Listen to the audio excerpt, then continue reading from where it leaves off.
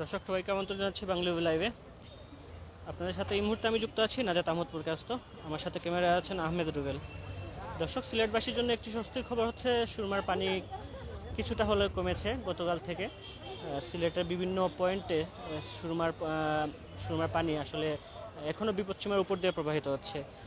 আমি একটি বিষয় জানিয়ে রাখি, লুভা, সারি ও ধলাই নদীর পানি গতকাল থেকে আজ অনেকটাই কমেছে। পানি উন্নয়ন বোর্ড কানাইঘাট পয়েন্টে সুরমা নদীর পানি গতকাল সন্ধ্যা 6টায় ছিল 13.67 মিটার। আজ সকাল 9টায় সেই পরিসীমা হয়েছে 13.60 মিটার।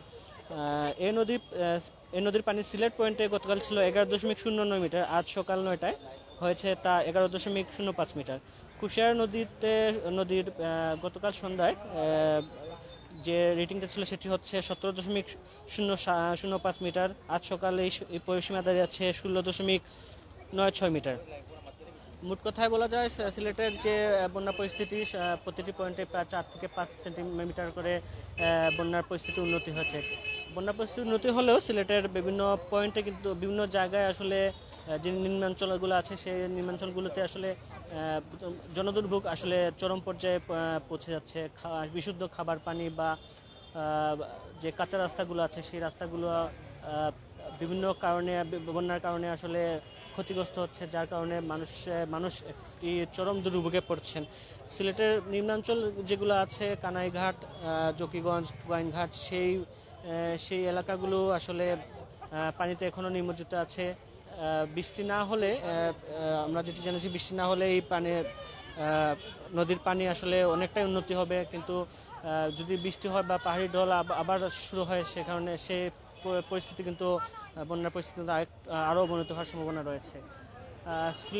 সিলেটের বাইরে সুনামগঞ্জের বন্যা পরিস্থিতিও সেই একই অবস্থা। বন্যা পরিস্থিতি অনেকটাই উন্নতি হচ্ছে।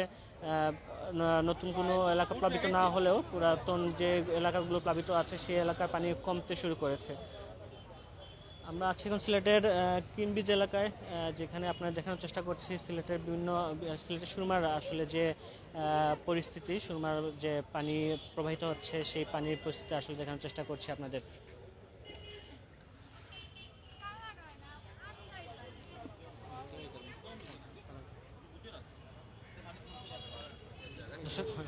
দর্শক, আমি যদি আপনাদের একটু নদীর পার্শ্ববর্তী এলাকাটা দেখানোর চেষ্টা করি।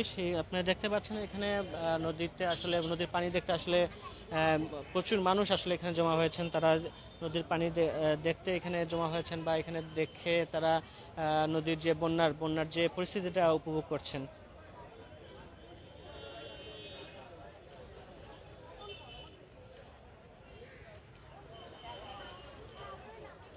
একটি কথা বলে রাখি, সিলেটের যে বন্যা পরিস্থিতি অনেকটাই উন্নতি হচ্ছে। এই বন্যা পরিস্থিতি উন্নতি হলেও মানুষের দুর্ভোগ কিন্তু কমেনি। বন্যার জলাবদ্ধতা, বন্যা পরিস্থিতি পুরোপুরি উন্নতি হতে আরও 4-5 দিন সময় লাগতে পারে, যেটি আমরা জানিয়েছি আবহাওয়া অধিদপ্তর বা পানি উন্নয়ন বোর্ড। যদি বৃষ্টি না হলে এই পরিস্থিতি খুব সহসাই সিলেটবাসী মুক্ত হতে পারবেন। দর্শক, বাংলাভিউ লাইভ এখান থেকে বিদায় নিচ্ছি। আগামীতে আবার কোনো নতুন বিষয় নিয়ে আপনাদের সাথে আবার যুক্ত হব। ততক্ষণ সবাই ভালো থাকুন, সুস্থ থাকুন, বাংলাভিউর সাথেই থাকুন।